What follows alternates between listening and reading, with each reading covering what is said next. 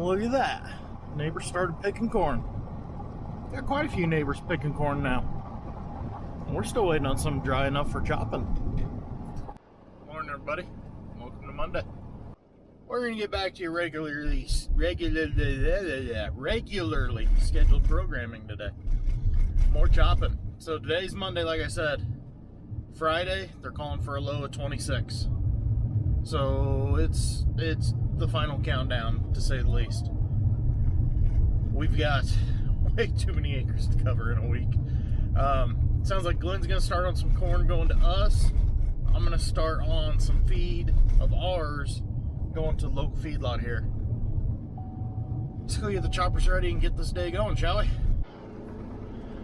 Okay, first thing I got to do, well, first thing I already did was blow out air filters, check fluids, greased, all that fun stuff. Now I'm going to go switch out this header for Zern. And then Glenn's got to switch out his Zern for his row crop bed. Yeah, we're complicated like that. Now, I know what you're thinking. Well, you just said a minute ago you have too many acres to cover before the freeze. Why the hell weren't you chopping all weekend? Plain and simple, it's too green. That's why I was rooting for a frost, not a freeze. Feed, which I know I say feed a lot. Anytime I use the word feed, I'm talking about a specific crop, forage sorghum. That's what everybody calls it around here. Just like if you ever see or hear me say hay, I'm talking about a specific crop, alfalfa. Nobody talks about any other type of hay than alfalfa around here, so that's the way I grew up. But back to what I was saying. Feed is notorious for drying down slow. A lot of years we have to wait for a good frost to kind of kill it so it'll start drying down. Then you hope it dries it enough before the hard freeze, because once you have a really hard freeze, you've got less than a week before it's no longer usable as a silage and you got to swath and bale it. So that is why we didn't chop this weekend, because the only stuff we chopped this weekend, come find out, was too green. And it was kind of the driest stuff we had to choose from. So that's why we took Sunday off. I only chopped with one chopper on Saturday. Hindsight being what it is, we should have chopped no choppers on Saturday. But you get antsy.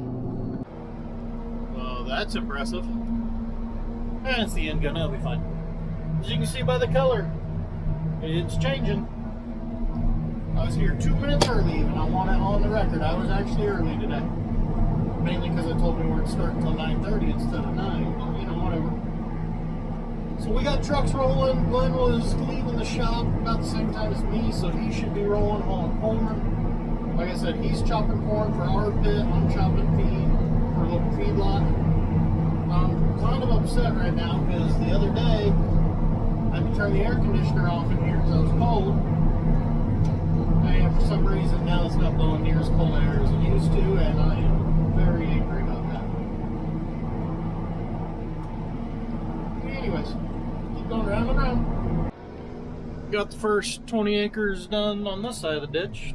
Now we gotta go over there and open up the big side.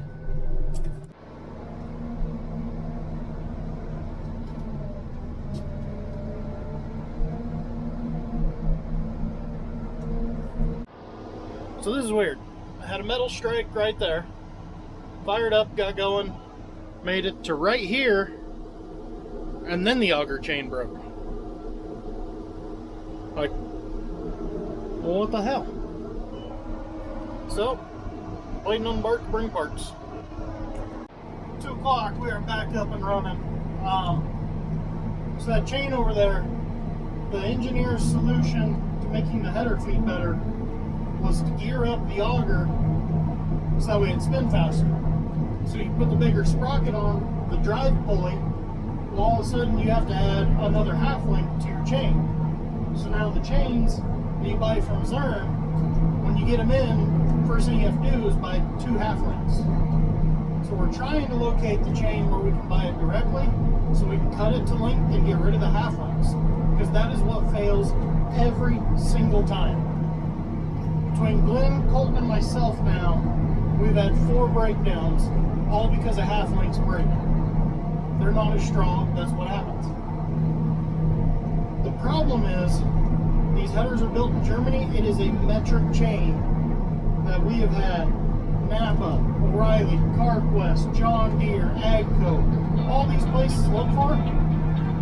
None of them can find us the right size chain.